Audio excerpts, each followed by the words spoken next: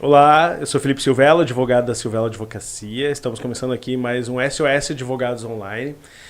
Quem quiser tirar sua dúvida jurídica pode acessar o www.sosadvogadosonline.com.br. Estamos aqui com a convidada, doutora Roxane Ponzi. É Alzheimer, gente, eu não fiquei com o nome do escritório na cabeça, que era Nobre Ponzi. A conheci no grupo de estudos da ESA, ela foi a mediadora, professora, aprendi grandes coisas. Quero cumprimentar minha colega de mesa, minha irmã, a doutora Luísa Boa Silvelo. Noite a todos, eu sou Luísa Silvelo. Para quem não conhece, a SOS também conta com um portal de dúvidas jurídicas. Não esqueça de se inscrever no canal já. E vou passar aqui a palavra para a doutora, para poder se apresentar e já começar contando a trajetória profissional. Como Maravilha. chegou no direito, como escolheu o direito. Bom, primeiro, boa noite a todos, boa noite aos ouvintes aqui do podcast. Dizer que eu estou muito feliz pelo convite, né, de estar aqui com vocês, contribuindo, estreando pela primeira vez num podcast. Nunca estive num podcast, né? Então, essa vai ser uma estreia. Vamos estrear. Em primeira linha, né? Dizer que fique tranquilo, porque se eu me chamasse Maria, tu não iria trocar o nome, né? Como é Roxane, Rochelle, Rosana, é super tranquilo, tá? Então, fora esse detalhe, né, o fato também de ter um nome diferente também nos destaca de forma de Roxane do Trânsito, aquela, é essa mesmo. E dizer que o trânsito é aquela cachaça, né, que ou você gosta ou você odeia, né? E eu, casualmente, caí na primeira opção. Eu me apaixonei pelo direito de trânsito muito antes, né, de entrar para a faculdade. Na verdade, a faculdade acabou sendo uma decorrência do trânsito. A minha história com o direito e com o trânsito, ela começa lá no fato de não ter passado no vestibular de odontologia. Tudo a ver uma coisa com a outra. Meu pai é advogado, tributarista, e quando o Código de Trânsito, em 1998, foi promulgado, ele idealizou uma empresa que iria prestar serviços de assessoria para multas de trânsito. E aí ele criou a Astran Assessoria para Assuntos de Trânsito, naquela época. E eu, muito jovem, resolvi trabalhar com ele. E aí, circulando no meio daquele monte de advogados, comecei a cogitar a possibilidade de fazer direito. Precisava passar, né, em alguma coisa. Eu pensei assim, bom, já estudei tanto para odontologia, vou passar nesse negócio sem muito esforço. E foi, né? Acabei passando na PUC, me formei na PUC. E durante toda a graduação, eu tive o contato com o trânsito. Então, eu posso dizer que eu sou uma advogada que nunca fez absolutamente nada, né, fora o direito de trânsito. Isso é bom e isso é ruim, né? Tem um lado muito bom da hiperespecialização, porque isso te coloca num lugar de referência. Sim. Mas tem o lado ruim, né? E a gente nota, pelo menos eu descobri isso na questão da pandemia, né? Porque eu dependo muito que os órgãos de trânsito trabalhem para que eu tenha trabalho. É verdade. E na pandemia tudo parou, né? Ficamos 2 anos lá desempregados, mas, obviamente, né, tudo foi retomando naturalmente. O trânsito é algo que serve para todos. A gente nasce e é inserido no trânsito, né? Mesmo que tu não tenha uma carteira de habilitação, tu tem que aprender como tu atravessa uma rua, né? Como que tu vai usar uma faixa de pedestres. Então, o trânsito ele está imbuído, né, inserido na vida de todos, independente de serem habilitados ou não, né? Então, o trânsito na vida da Roxane foi um pouco isso, né? Foi a minha graduação com a minha monografia foi trazendo uma ideia sobre trânsito, já sobre processo de suspensão. Na época não tinha nem resolução que tratava do assunto, né? E, óbvio, todas as novidades e dificuldades de se aplicar uma legislação nova, né? Toda a legislação que vai entrando em vigor, ela vai, né, tendo que ser ajustada. Acho que o código teve muitos ajustes, né? São mais de 40 alterações. Ele evita Alzheimer, né? Tu não consegue... Exato. Né? E aí acabou que em algum momento também a gente pode fazer aqui a crítica ao Código de Trânsito, que ele tá meio Michael Jackson, assim, né? Fez tanta modificação que ficou meio estranho. E as modificações às vezes não se conversam. Então, é interessante poder ter passado por todo esse histórico, né, do código, entender o que deu certo, o que deu errado, né? E eu acho que mais do que isso, o trânsito é algo que toca, né, o profissional, o especialista, porque ele consegue entregar algo para as pessoas que faz muita diferença. Sim. A gente olha para o direito de trânsito como algo menor, né? E aqui, com todo respeito aos despachantes, muita gente faz essa associação, né, do advogado especialista em trânsito com o despachante. E como eu disse, nenhum demérito ao despachante, mas o despachante estuda para uma coisa diferente do que o especialista, né? E em algumas situações, quando tu tenta resolver o teu problema com o despachante, que não tem toda essa qualificação técnica de direito, né, o resultado final é cumprir uma suspensão, cumprir uma cassação, responder um crime de trânsito. Sim. Que talvez para nós não faça muita diferença, porque a gente usa o carro para se deslocar ao nosso trabalho, no supermercado, levar o filho na escola. Mas e para aquela pessoa que depende da carteira de habilitação? Para botar comida na mesa. E aí aquela pena, ela sai do círculo do habilitado e ela atinge a esposa, o filho, né? Sim, todos a os dignidade. dependentes. Por quê? Porque a pessoa não pode trabalhar. E aí, como profissional, eu digo que isso é extremamente gratificante, né? Quando tu consegue olhar para uma punição que se presume, né? Porque hoje o trânsito, diferente talvez do direito penal, É o há contrário. uma presunção de culpa, verdade. imediata de culpa. Como eu digo, a gente entra hoje numa blitz culpado. Você está embriagado. A partir dali você tem que fazer a prova em contrário que você está em condições. A própria multa aquela, quando o carro está em nome de alguém que não tem carteira de habilitação, que se tu não apresentar o condutor, imediatamente a pessoa lá, a tua Tava mãe, dirigindo que sem nunca habilitação. dirigiu na vida, recebe uma multa como se ela estivesse dirigindo o veículo. Exatamente. Então, assim, há toda uma inversão de princípios de direito que estudamos, né, nessa questão do trânsito. E é por isso que se torna tão gratificante quando tu consegue derrubar uma punição injusta, né? É óbvio que a maioria das infrações de trânsito, elas estão corretas. Mas é para aquela parcela de infrações, de punições que estão sendo aplicadas de forma equivocada, é para elas que a gente estudou, que a gente trabalha e que a gente busca, né, entregar um resultado assim que faça diferença na vida das pessoas. Então isso é muito gratificante, né? O direito de trânsito tem essa capacidade. Óbvio que, sei lá, no direito de família, né, no Sim. criminal também tem isso, mas devidas às proporções, né, não é algo que fica tão distante. Sei lá, se eu trabalhasse no tributário, talvez eu estivesse mais rica, obviamente, né? Mas eu não teria, talvez, esse retorno do cliente que diz assim, obrigado, doutora, a senhora salvou minha vida, salvou meu emprego, eu ia ser demitida, né? Não sei o que eu ia fazer por causa de uma multa, né? De uma suspensão, de uma cassação. E quando eu fiz faculdade não tem cadeira de trânsito. Em algumas, Hoje em dia tem? Não eu sei. acho que de forma eletiva em algumas Tu que agora é universidades. professora, Como tu dá aula lá obrigatório, eu acho que não. Não tem como obrigatória e eu desconheço no Rio Grande do Sul alguma faculdade que ofereça de forma optativa. Eu sei que em alguns estados do país, não vou conseguir dizer quais são, tá? Mas Sim. eu já ouvi falar que em algumas faculdades existe essa cadeira optativa.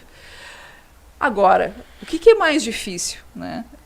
A cadeira optativa ter pessoas que deem aula. Também. Porque não é só eu pensar assim, eu tô vendo um nicho aqui de pessoas interessadas no assunto. Só que o que acontece? Eu não tenho professor para dar aula. E olha que engraçado, como que eu comecei a dar aula? Porque me cataram em algum lugar na internet assim, tu é especialista nessa área, vem dar aula, porque eu achei que estavam me convidando para eu participar como aluna no curso de pós-graduação, né? E que bom que deu certo, né? Que bom que eu tinha qualificação para passar conhecimento adiante. E óbvio que dar aula, como eu disse, também é muito gratificante e nos obriga a estudar, né? Uma coisa é tu dizer assim, foi cerceado o direito de defesa. Outra coisa é tu saber qual é o artigo da Constituição que está escrito isso, porque tu tem que dizer isso para o teu aluno, né? Então Sim. isso é tão interessante quando a gente dá aula, que a gente precisa refinar o nosso conhecimento. Mas eu acho que no futuro, talvez, o previdenciário também não era, né? Aí É. quando eu já estava saindo da faculdade, o previdenciário começou a entrar no cenário, assim, que todo mundo vai ficar velho, vai precisar do previdenciário, ou vai adoecer. E era algo que parecia que era fora da realidade. E que é coisa mais inserida no cotidiano do que o trânsito, mesmo quem não dirige está sujeito a... Exatamente. Bom, quando eu fiz faculdade, a cadeira de consumidor era uma novidade, né? É. Tava começando ali a legislação. Tinha 2 créditos, às vezes era mais curtinha a aula. Pelo menos foi a minha optativa na época. Mas assim, torço que as faculdades, né, elas consigam botar um olhar atento nessa questão da formação do profissional, né? Hoje, quem se intitula especialista, muitas vezes não estuda o suficiente para isso.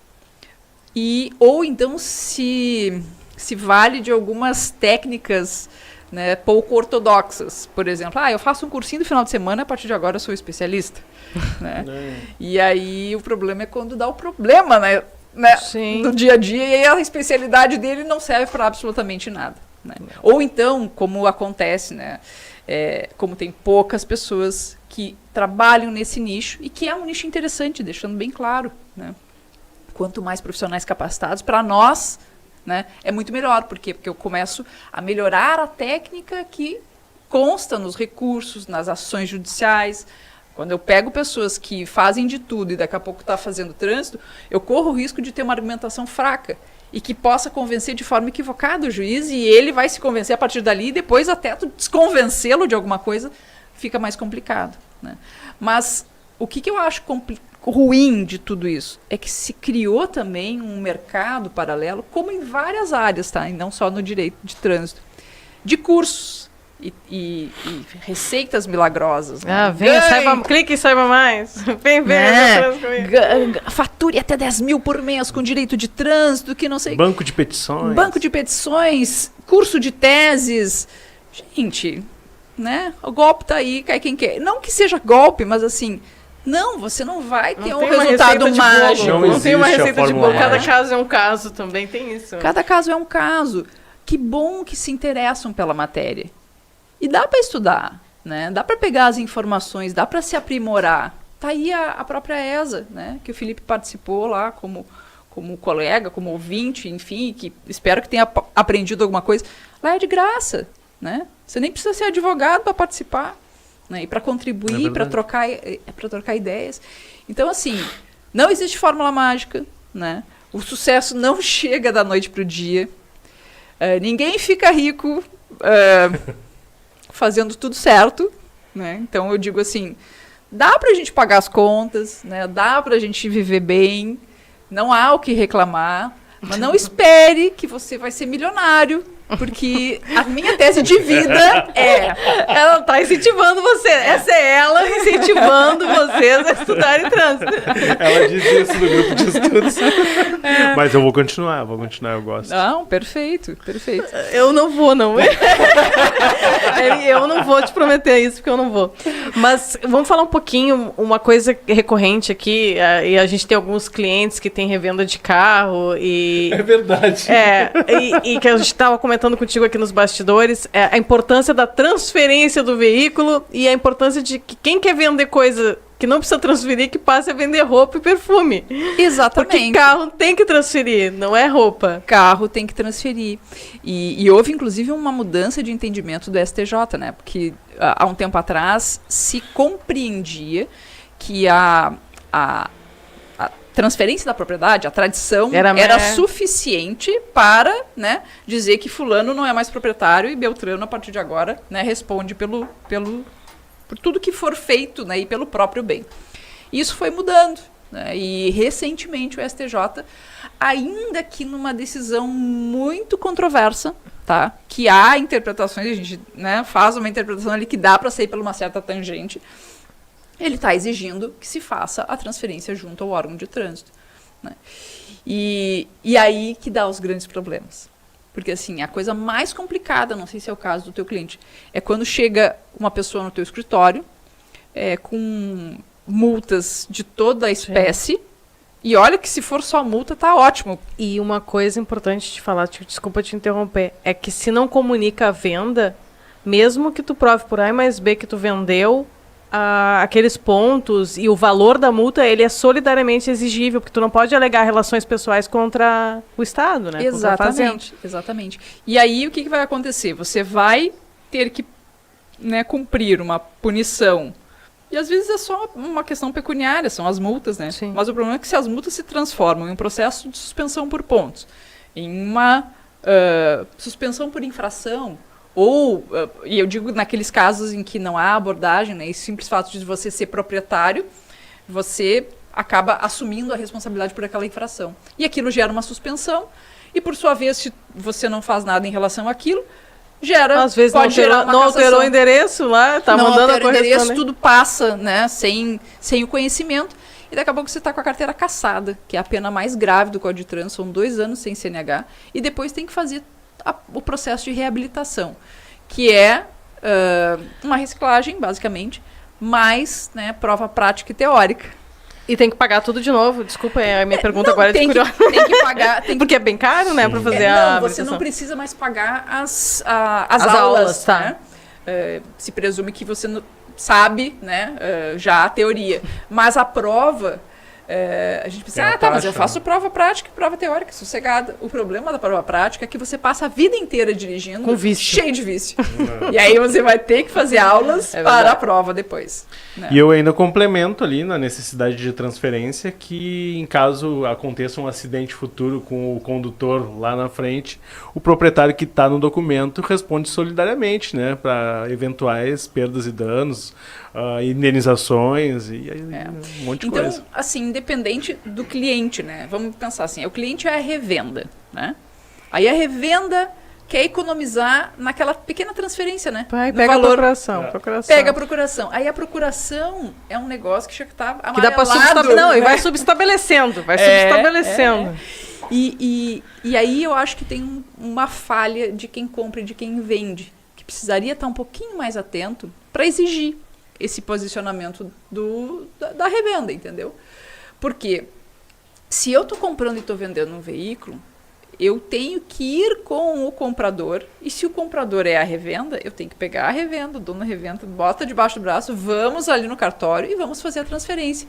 Ah, mas não é só fazer a transferência, é fazer a transferência, é pegar o documento devidamente assinado e reconhecido firma, tirar uma cópia autenticada para você fazer a comunicação de venda. Que agora tem um prazo. Antes não havia exigência do proprietário que está vendendo de comunicar a venda. Agora tem. E aí ele tem até 60 dias. Quem compra tem 30 dias para não levar uma multa por não transferir dentro do prazo. E quem vende tem que fazer a comunicação de venda em até 60 dias. Então, o Detran quer saber quem é. E até para que a pessoa que vendeu se proteja. Porque mesmo que quem comprou não transfira, porque a gente não tem esse poder de obrigar que a pessoa faça, o Detran sabendo quem é, o que acontece? Tudo que vier a ocorrer com aquele veículo, a título de multas, por exemplo, Sim, já vai botando já lá. vai direto para aquele novo proprietário, né? E aquela multa por não transferir dentro de 30 E como dias. tem gente que não comunica a venda. Às vezes, a primeira coisa que eu digo agora, tu vai correndo, comunica a venda. E depois a gente vê o que faz. Porque a pessoa não comunicou a venda e as multas começaram a chegar e a pessoa problema... não sabe mais nem para quem vendeu o carro, não tem mais nada, historicizado. Luíse, esse é o problema. Como é que eu comunico uma venda de algo que eu não tenho mais nenhum documento? Nada. Às vezes a pessoa recebeu o negócio em dinheiro, assim, mas tu não tem nenhuma transferência bancária. Pá, não sei, doutor, isso aí foi para não sei quem, para não sei quem. É uma dor de cabeça, assim, sem fim. Sem fim. E o negócio é torcer para que esse carro seja recolhido em algum momento, né? Sim, mas agora, agora com essa questão do CRLV eletrônico e tal, as pessoas, quem compra acaba conseguindo pagar o licenciamento e aí o carro nunca é apreendido. Então, assim, é muito grave isso. Eu há pouco tempo estava fazendo... participei de um programa de TV e estava falando sobre isso, sobre a necessidade e a responsabilidade de quem compra e vende um veículo, ou de ser proprietário de um veículo. Aproveitando esse gancho, a gente tem uns casos aqui que aparecem frequentemente no escritório, dessas revendas fraudulentas que acabam pegando o carro, vende, não repassa o dinheiro, e aí acabam fechando e sumindo do mapa, e aí começa a responder criminalmente, né, os proprietários, né, da revenda. E aí muitas vezes acontece dos poucos negócios que fizeram quase que perfeitamente, né, não entregaram o documento de transferência, e aí o carro foi financiado junto ao banco, lá consta a alienação, o financiamento está sendo pago tudo direitinho, só que não consegue transferir o carro. E o carro, e o mais impressionante disso é que o carro está alienado para o banco para um empréstimo para a Roxane, mas o carro está no nome da Louise. Isso eu acho inédito. Cria uma aberração. A gente tem mais de um caso aqui nos escritórios que é como se fosse possível alguém dar como garantia de pagamento um bem que não é seu. Aí a gente tem que pensar onde está a responsabilidade do banco. Eu adoro quando bancos estão... Num dos casos, o juiz mandou oficiar o banco para entender como é que o banco fez tudo isso. O banco não pode, né? Como é que ele vai fazer uma restrição num bem de alguém que não assinou? Aí tem que ver também qual é a procuração que foi dada, né? Porque às vezes tu dá uma procuração para revenda que te autoriza até a interditar daqui a pouco, né? Então tem que cuidar da casa, é verdade. Tem que cuidar, daqui a pouco é a procuração. Então, assim, dizem, né, que fazer direito serve para a vida. Tu pode até não ser advogado, né? Então, pelo menos para o dia a dia, para as coisas da vida, é importante. Não, é importante a gente assim, se dedicar um pouquinho mais para entender o que está escrito naquelas letras miúdas, né? Mesmo que você não seja do direito. E aqui vem isso. Isso é muito provável no caso, esse que você comentou, que tenha poderes demais nessa procuração daquele que passou. Eu realmente estou curiosa. Ainda não veio a resposta do ofício do banco. Há uma alegação de fraude e tal, de assinatura, porque, como tu disse, tem que ter, mas ainda não veio. Mas é bem interessante, porque é mais de um caso aqui no escritório sobre o mesmo tema. Não, e isso de o cliente realmente não estar a par dos seus direitos, às vezes não está nem aí para os direitos, né? Ele quer simplesmente adquirir aquele bem de qualquer jeito que seja. Outro dia apareceu um outro caso aqui do cliente, eu vou comprar um carro, mas eu não tenho dinheiro da entrada. Aí o cara da revenda, malandramente, disse assim, não, se for fazer o seguinte, eu vou financiar outro carro no valor da entrada aqui, tu vai pagando, tudo certo. Só que era um carro, a entrada era para ser 15 mil, o carro que ele financiou era 75 mil. Então tinha 2 financiamentos, não sei como conseguiram isso, né? 2 financiamentos no nome do cara, e ele estava indo no cartório fazer uma procuração com amplos poderes para passar para revenda, fazer o que bem entendesse com aquele segundo carro, que ele não estava pagando. E eu disse assim, tu tem noção do rolo que tu se enfiou aqui? Para mostrar vício de vontade, vício de consentimento. Não tem. É difícil de fazer um convencimento nesse sentido. E as pessoas são leigas num nível que é hoje com o WhatsApp que todo mundo apaga ali, bota ali o reloginho para apagar as mensagens. Então aí que acaba com toda qualquer prova que possa existir, né?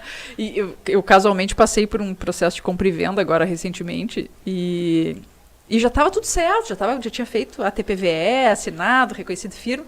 Aí eu me dei por consciente, gente, eu não fiz o contrato.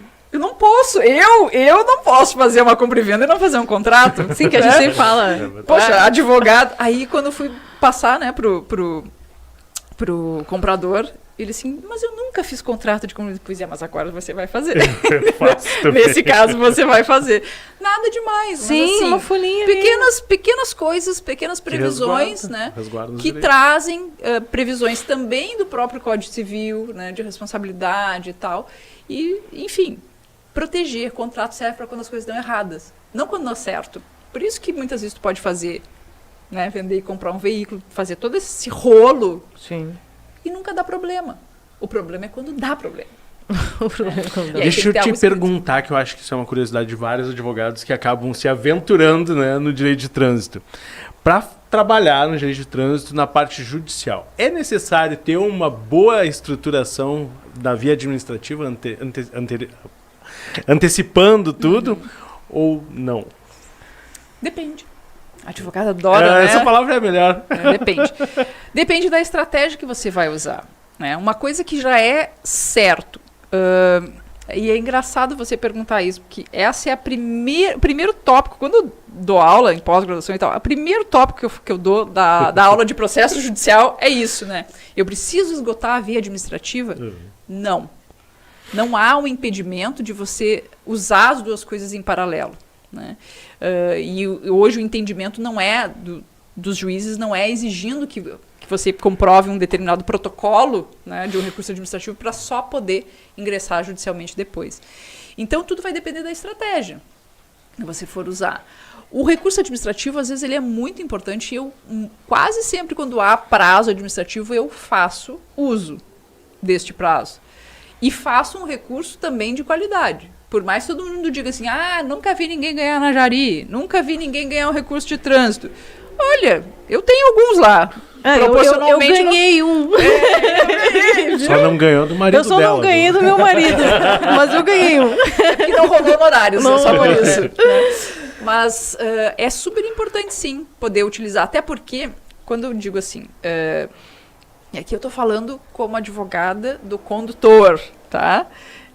Se eu tivesse, talvez, defendendo o órgão de trânsito, seria diferente, né? Então, a minha vida inteira eu só defendi o condutor, então agora é natural que eu tenha certos vícios. Mas, assim, às vezes o mérito não é atacado numa ação judicial. E se eu não for atacar o mérito, eu vou atacar o procedimento. Só que como é que eu vou ter um procedimento se eu não tiver recurso administrativo? Por isso que é importante ingressar com o administrativo, porque ali tu pode ter algum tipo de falha, algum tipo de cerceamento, de defesa, que você pode discutir isso na via judicial depois. Que gera uma nulidade. Que pode gerar uma nulidade.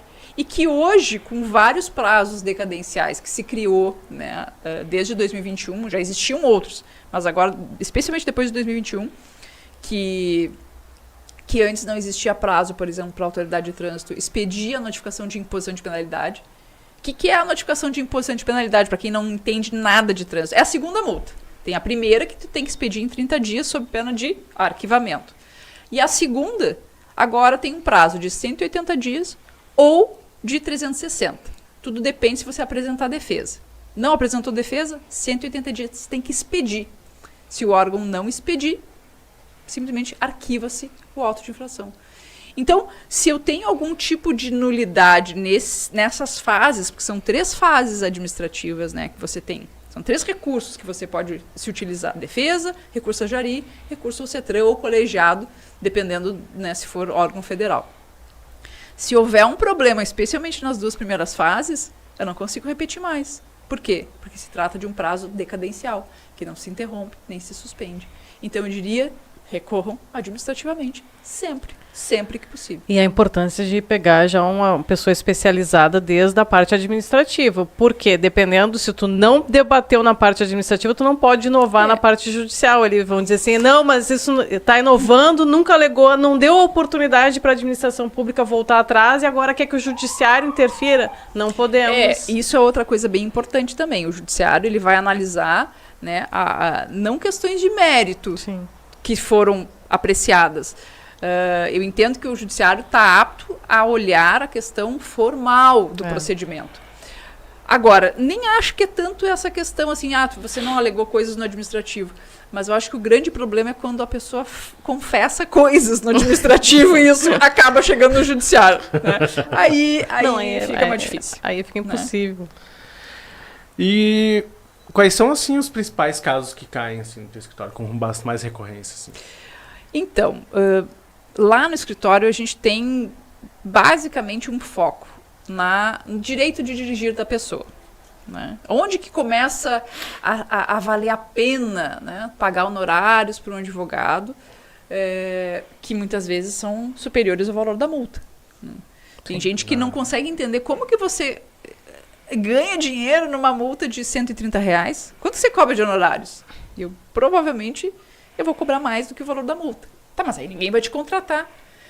Mas é que ela não está me contratando por causa daquela multa do valor pecuniário. Ela está indo lá por causa de outras questões, dos desdobramentos. E o direito de dirigir de uma pessoa vale bem mais do que R$130. Se for durante um ano, tu começa a botar na ponta do papel, né? Quanto que é andar de Uber durante um ano, né? Quanto que vai custar a minha reciclagem? E aí vem o argumento, supostamente, né, entre aspas, de venda. Você consegue comprovar a importância do teu trabalho. Então, lá no escritório hoje, a gente basicamente atua nessas questões que envolvem a carteira de habilitação. Né? Processos de suspensão, processos de cassação, também se faz recurso de multa. Né?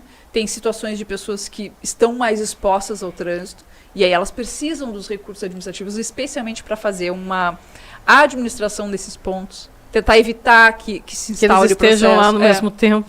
E outra, o ato administrativo, especialmente quando há troca de legislação, costuma vir errado, né? Não preenche os requisitos. E aqui fica já a dica de primeira tese. Nós temos hoje um sistema de notificação eletrônico disponibilizado pelo governo federal, que é o SNE, né? Que sempre que eu posso eu digo, não faça adesão. exceto se você for um usuário avançado, né, da carteira de trânsito. Porque ali você corre o risco de estar abrindo mão dos seus recursos em prol de um desconto maior, né, sem saber, sem estar devidamente informado disso. Vai começar a ser notificado pelo sistema, notificações que não atendem os requisitos que o próprio Senatran estabelece. Ou seja, o app é do Senatran, da Secretaria Nacional de Trânsito, e a notificação que ele mesmo disponibiliza, faltam, né, requisitos. Aí ofende a boa-fé da própria administração pública. Não, ele emite uma notificação, né, enfim, uma intimação para a pessoa exercer o seu direito de defesa, sem que ele cumpra os dados mínimos exigidos pela própria legislação que ele mesmo estabeleceu. Então, ou seja, tem muita coisa para ser feita. Enquanto tivermos, né, aceitarmos esse tipo de situação, sem impugnar, sem recorrer, sem entrar com ações judiciais, a gente vai normalizar, né, a inversão dos papéis. Né? É o entrar na blitz culpado. E assim por diante. Quando a gente internaliza que aquilo ali é o certo. Porque se você foi multado, você tem culpa no cartório.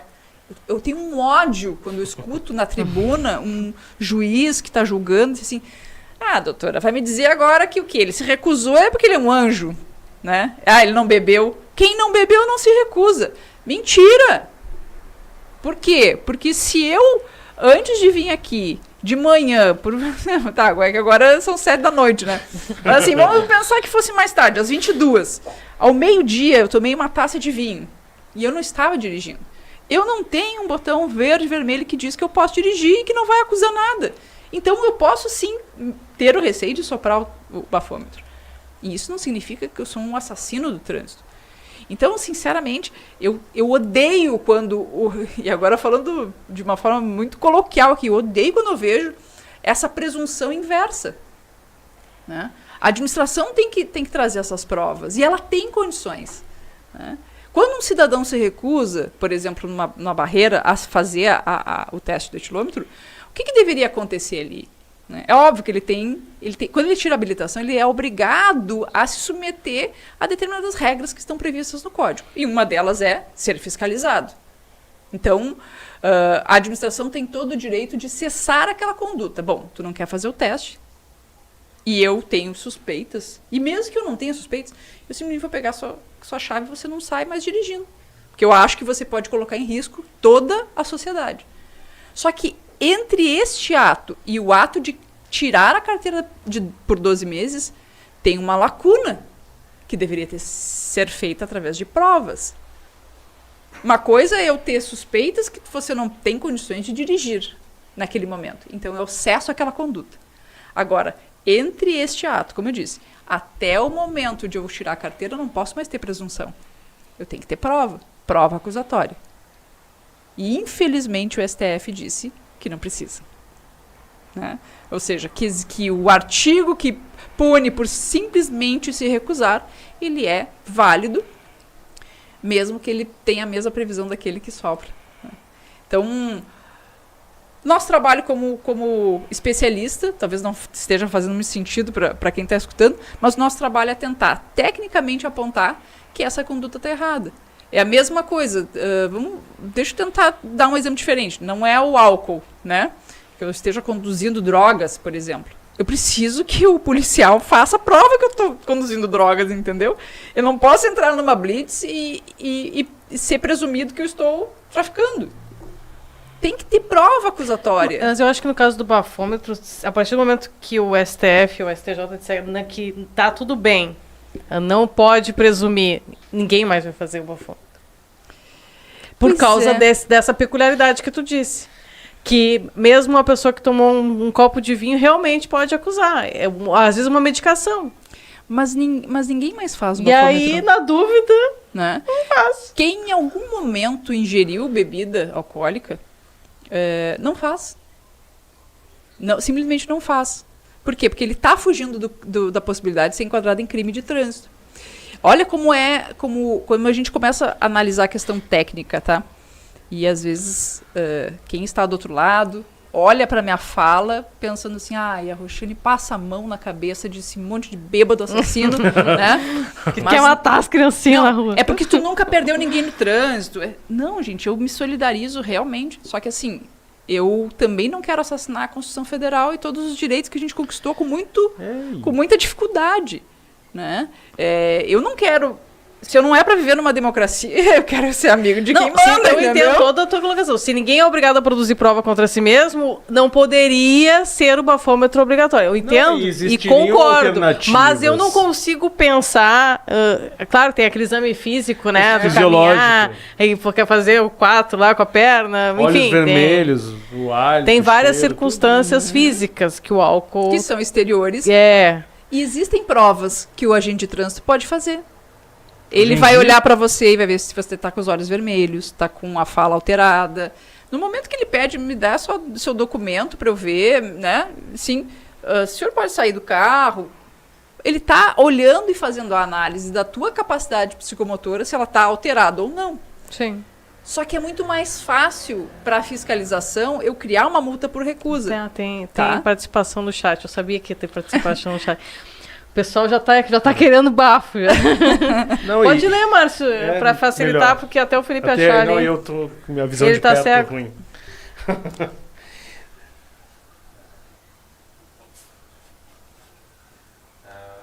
Luiz Fernando Perazzoni. Emergência médica. O motorista poderá usar o corredor de ônibus, ida para o hospital. Essa multa poderia ser retirada? Sim, é possível. É possível, não que as pessoas devam usar o corredor de ônibus, né? Assim, à vontade. Mas conheço diversas situações em que a própria Jari, né, os próprios recursos administrativos reconhecem quando a pessoa, ao ser multada, ela comprova que ela estava numa situação de emergência. Já tive situações de clientes, inclusive, que se recusaram a fazer o bafômetro, e ele era médico, e assim, eu estou indo atender uma emergência no hospital, eu não posso ficar aqui na Blitz. Não, porque o senhor não sei o que... E ele foi. Depois nós comprovamos através, né, do documento do hospital que ele estava tão bêbado que estava indo atender. Desculpa. Né? Ele estava tão bêbado que ele foi atender no hospital. Né? Aí é uma questão de tu colocar numa balança, né, a necessidade e cumprimento de normas. O Estatuto, né, da OAB também prevê isso para os advogados. Mas não façam. Mas então, respondendo, sim, dá para usar numa situação de emergência, sim. Aliás, agora houve uma alteração do código, se não me engano, que os veículos de emergência não serão mais multados, né? Independente se ele está atendendo a emergência ou não, né? Há discussões sobre isso, mas agora eu sempre presumo que tá, né? Eu tento sair da frente. Não, mas essa questão também geraria uma discussão, voltando ali um pouco, né, na questão da boa fé, não, na fé pública, né, do agente. Hoje em dia, com a tecnologia que nós temos, a abordagem toda poderia ser mini filmada. Videozinho. Exatamente. Poderia ser filmada justamente para munir de provas documentais tudo que está gerando aquela infração. Então, hoje não existe uma pessoa, aliás, já é sabido estatisticamente, que há mais celulares do que pessoas no mundo, né? Tem gente que tem 3, então, né? Tem gente que tem 3. Infelizmente, algumas pessoas não têm nenhum, né? São poucas, mas, né? Enfim, não tem condições. E assim, todos os agentes de trânsito têm, né? E, aliás, o talonário eletrônico é praticamente quase como um smartphone. Então, eu não consigo mais compreender essa presunção, né, da palavra do agente ser tão poderosa diante de um avanço tecnológico como a gente tem hoje. Nós já estamos usando, né, deixa claro aqui, no Rio Grande do Sul, nas blitz de balada segura, os agentes já estão usando as body cams, né, aquelas que ficam, né, e gravam a abordagem. Aí, vamos lá, a Roxane chata manda um requerimento para o Detran do Rio Grande do Sul. Olá, gostaria de saber como que eu faço para solicitar as imagens. Demorou. Aí vem uma resposta do jurídico. Não disponibilizaremos as imagens por causa da LGPD, porque não sei o que. Essa LGPD também veio para embaçar, porque né? tem imagens até de pessoas médico de não sei o quê, e que isso não pode ser usado como prova de defesa. Aqui, ó. Claro que pode ser. Agora, se não pode usar como prova de defesa, também não pode usar como prova acusatória, apesar do Código dizer que todas as provas em direito admitidas podem ser utilizadas como prova acusatória. Podem e devem, né? Podem e devem. Então, assim, precisamos evoluir, né? Inclusive nos métodos. E aqui, trabalhar em conjunto com os órgãos de trânsito. Graças a Deus, me dou muito bem com todas as pessoas, né, dos órgãos aqui. A gente criou um bom relacionamento com as autoridades de trânsito. Não estamos em lados opostos. A gente está aqui para ajudar a aprimorar o sistema. Né? Mentira, Roxane. Depois desse e-mail já disseram, viu? A Roxane querendo nos embaçar. Mala. Puta que pariu. Imagens, a gente sabia que não ia demorar pra Roxane começar. E quais as mudanças... Tem mais pergunta? Mais? Fala Pode então, ler, mas fala. Eu pergunto. Tem mais uma vez. As multas não deveriam ser educativas? Em estradas, você vê muita polícia rodoviária escondida atrás de placas, moitas, árvores, etc. Pois então, toda a fiscalização ela tem que ser ostensiva, né? O grande problema é a prova, né? Como você prova que o agente estava escondido, né? Porque a questão se esvai no tempo. Aqui no Protásio, o cara se esconde sempre atrás de um caminhão e o posto... Esse eu tenho a prova. O cara do posto de combustível garante que ele faz de propósito. Ele se esconde para poder multar. Então, eu tenho testemunho. No momento em que a gente consegue fazer essa prova, a gente consegue supostamente absolver a pessoa que foi autuada, né? Sim, as multas precisariam ser educativas. Aliás, a multa, ela tem uma parcela que é educativa, né? E é por isso que uma das coisas que eu sempre tenho a oportunidade de falar e que foi esquecida há muitos anos já, especialmente aqui no município de Porto Alegre, e não só daqui, tá? Não se aborda mais ninguém. Tu olha para o agente de trânsito não tem mais aquele apito, né? Pare, não existe mais isso, né? E aí, às vezes, tu tá parado no semáforo, sei lá, tá olhando no tem celular, agora, né? Tá olhando no celular, tu olha pro lado, tem um agente de trânsito que tá... Pergunta se ele teve dificuldade de te abordar. Não teve. Não. Bastava que ele tivesse acenado com o senhor, por favor, encoste ali.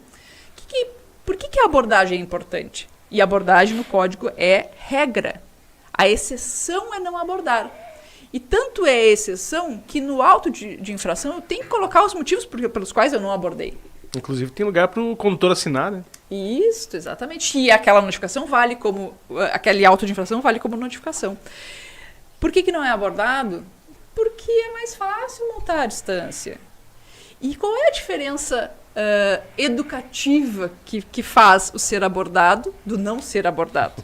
Quando você é abordado, aquilo foge o teu dia a dia, né? Às vezes você é autuado e só descobre que foi autuado 30 dias depois, quando chega na tua casa, a notificação. Quando não descumpriu o prazo. Agora, quando você é abordado pelo agente de trânsito... Né? Gera um constrangimento. Inesquecível pra ti. Tu sabe o que tu fez ali naquele momento, o que tu tá fazendo de errado, entendeu? E aquilo gera um impacto, para uns não, mas eu acho que para a grande maioria, de não fazer de novo. De policiamento, de ficar se autofiscalizando. Não vou fazer. Então, quando eu descaracterizo a questão da abordagem, eu perco o caráter educativo da punição, e aí vem a história da indústria da multa, né?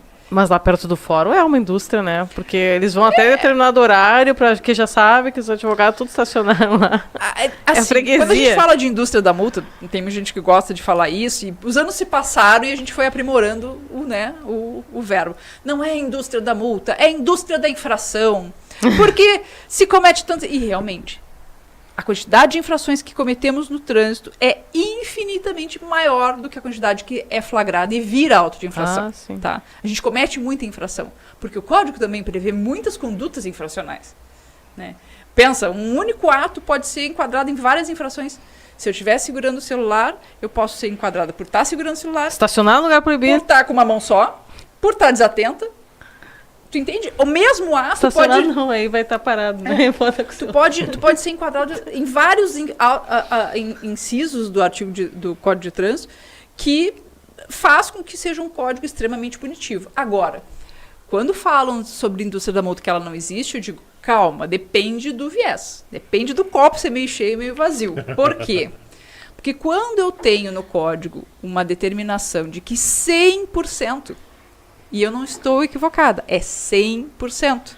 Não é 99, não é 93, não é 50, não é 10. 100% do valor arrecadado com multas de trânsito deve ser revertido para que se evite o cometimento de novas multas de trânsito.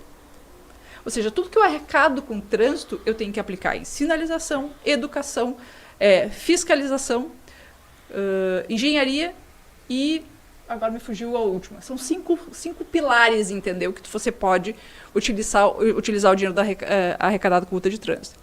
Aí nós já temos as situações de desvio. Quando eu contrato um terceirizado, que instala o pardal, que recebe um percentual do valor da multa, aquele valor, né, tecnicamente, não estaria cumprindo o artigo 320 do Código de Trânsito. Então, quando eu não uso o dinheiro das multas para educar, pensa assim, olha o que se fez na época da pandemia. Nós fizemos uma lavagem cerebral nas pessoas. Tem que vacinar, tem que vacinar, tem que vacinar. Só se falava disso. Por que a gente não fala nisso em relação ao trânsito? Que pelo menos nos primeiros 6 meses de pandemia, o trânsito matava muito mais do que se morreu com a pandemia. Porque não se tem vontade política. Porque dinheiro tem.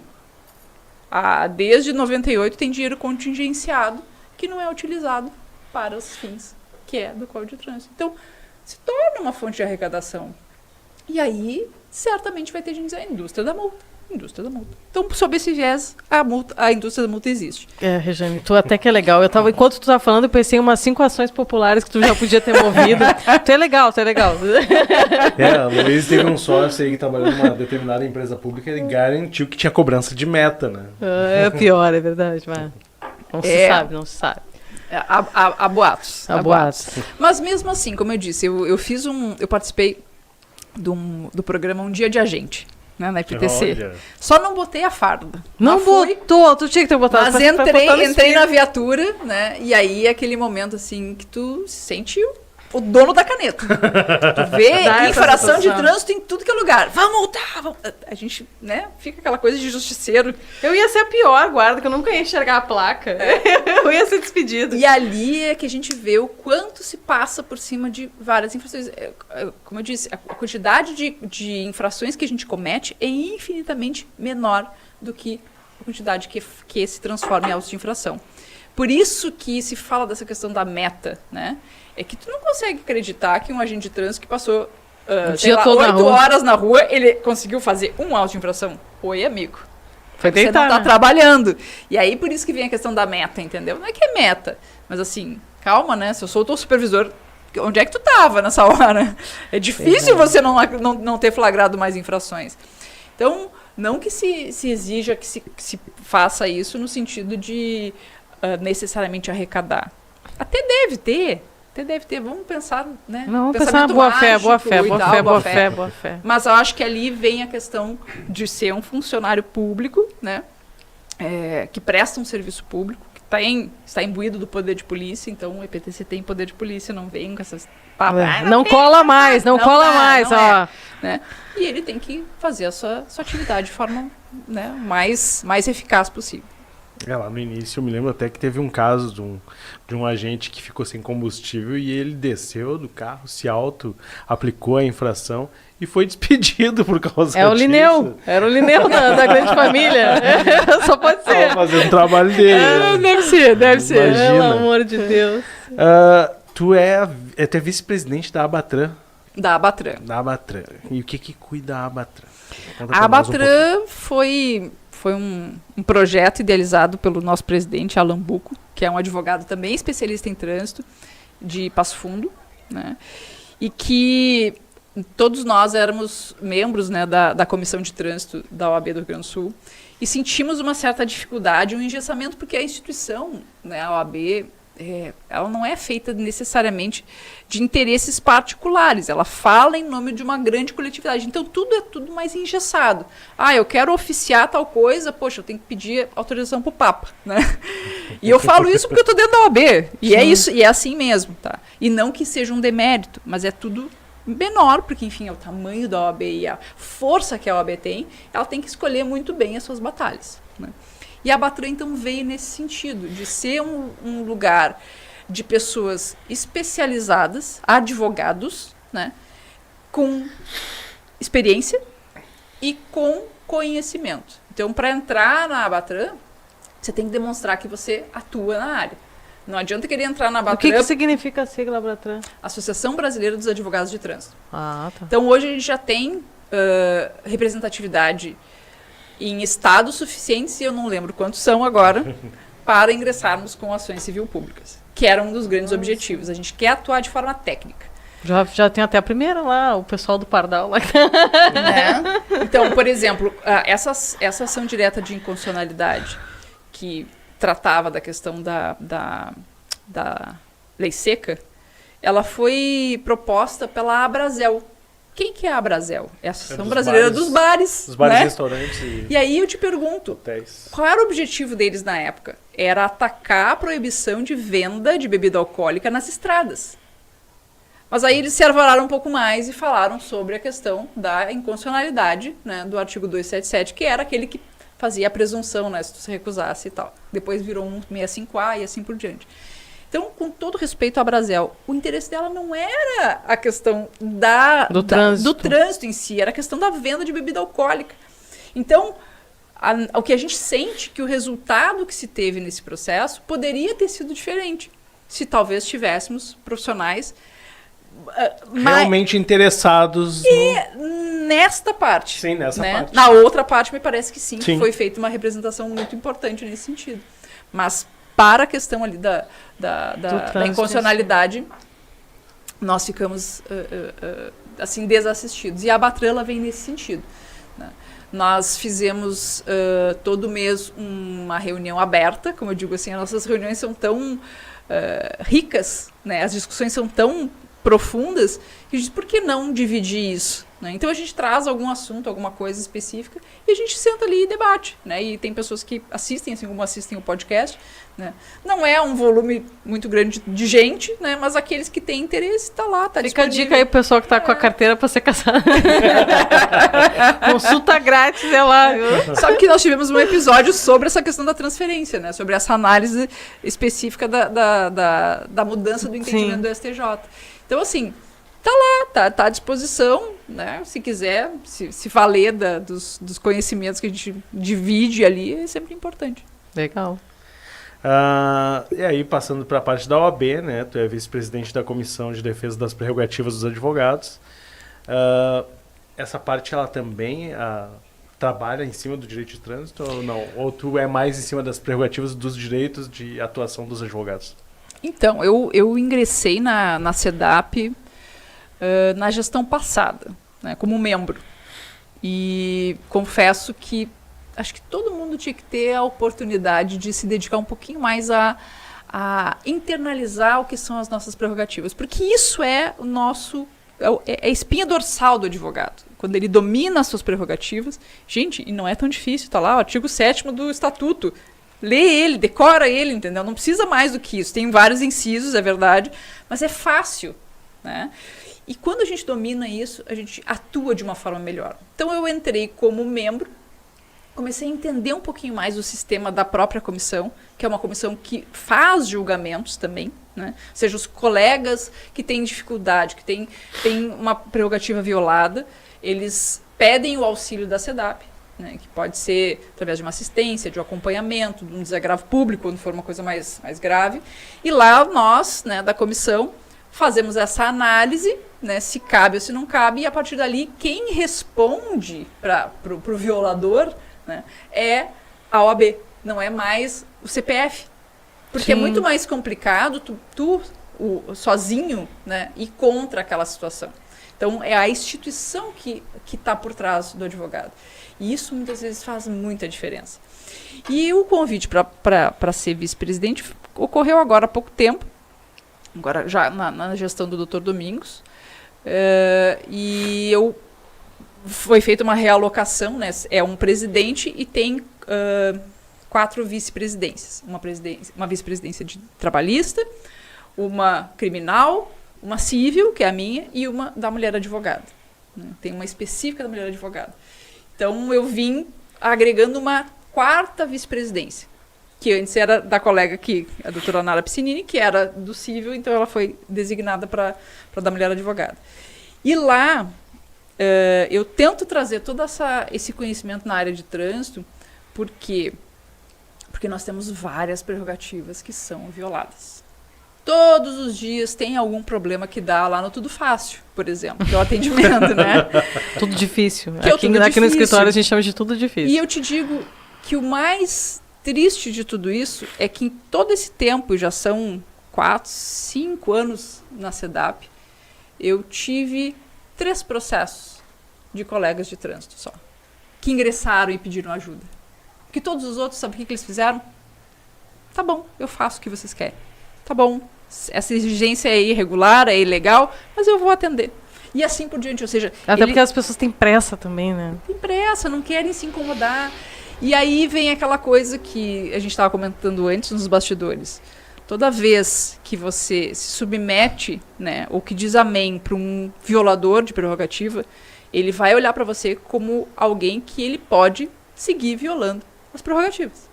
Se você não se insurgir, né, isso vai continuar. Então não adianta ficar com medo, eu vou ficar marcado. Não, você não vai ficar marcado. Né? Saiba que existe uma instituição que está por trás de você e que vai lhe ajudar. Né? Óbvio que tem situações, e é muito comum na SEDAP a gente vê colega que não sabe o que é prerrogativa. E aí mistura tudo e aí depois vai dizer, a OAB não faz nada por mim. Não, é porque não é prerrogativa, não é caso de violação de prerrogativa. Mas tem várias outras situações que sim.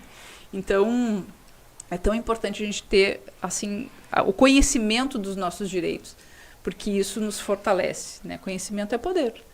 E não é por nada que esse jargão aí ele funciona. Mais alguma coisa? Não, pra mim, já consigo falar de tudo. Não, só mais uma... Ela vai ficar traumatizada. O teu pai ainda tem a empresa que atende administrativamente? Não, nós encerramos as atividades em 2005. Porque trabalhávamos no volume, sabe, Felipe? Sim, sim. Então, assim, nós tivemos quase 20 mil clientes. Tivemos 4 franquias espalhadas pelo país. E funcionava muito bem, porque naquela época não tinha a dupla notificação.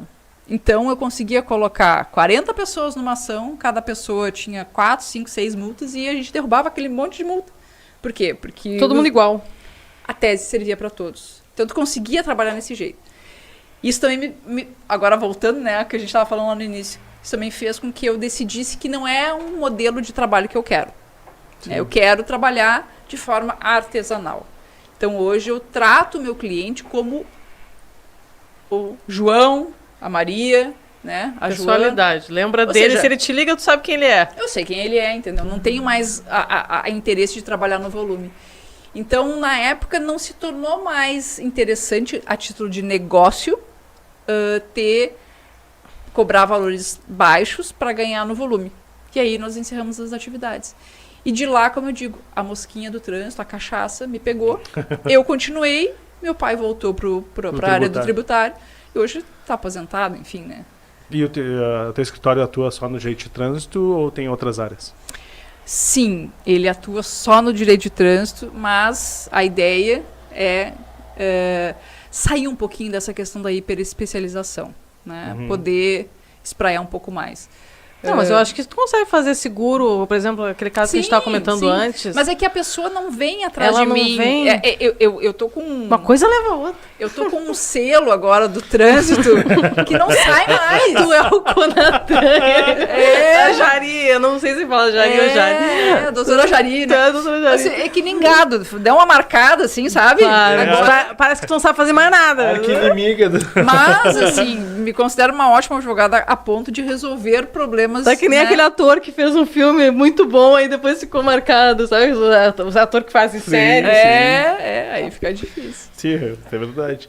Então, para encerrar, eu adorei. Para encerrar, a gente sempre pede para que o convidado mande uma mensagem para os jovens advogados que queiram atuar no direito de trânsito, né? Não pode desincentivar. Não, pelo contrário. Vai ficar rico. Demora um pouquinho, mas vem, né? Com muito esforço, muita dedicação. E dizer que... E eu falo isso para os meus estagiários, tá? Quando eles começam. Tomara que você saia daqui desejando cada vez mais ser advogado. Porque de todas as possibilidades que o direito te abre, para mim, esta é a carreira mais fantástica, mais gratificante. Por mais que você não tenha o poder de dizer, né, defiro, indefiro, procedente, improcedente, que esse poder da caneta é interessante. Mas, assim, ser advogado é muito mais divertido do que ser qualquer outra coisa. Ah, você é promotor, defensor público. Não.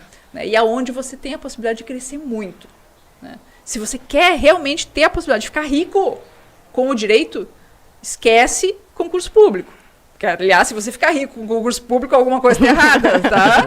Né? Não está certo. Mas, assim, a advocacia é fantástica, a advocacia de trânsito é fantástica. Né? Talvez vocês sintam a mesma coisa que eu, no sentido de ser mordido pela mosquinha. É uma matéria, assim, que brilha aos olhos. Né? Muita coisa para estudar, é verdade. Saibam que no direito, independente de ser advogado, enfim, ou qualquer outra coisa, você vai estudar pro resto da vida, né? Até porque o legislador não cansa de mudar, né? Não, exatamente. O código. Mas assim, trânsito é legal. Vale a pena. Tá certo, obrigada. Foi uma por ter honra aceito te nosso receber. convite. Foi uma honra, é verdade. Aprendi verdade. muito. Que bom. Obrigada. Estou à disposição e já sei que a colega Jaqueline, né, de seguros, estará aqui nos próximos eventos. Então, semana que vem. vai ser.